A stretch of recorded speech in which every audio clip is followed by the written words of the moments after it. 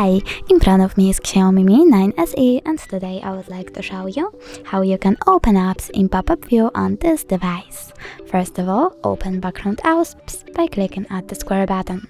Then tap at the top left corner over here and select one of these apps, like browser. As you can see, now I can use it in floating window. I can even use it to overlay other apps.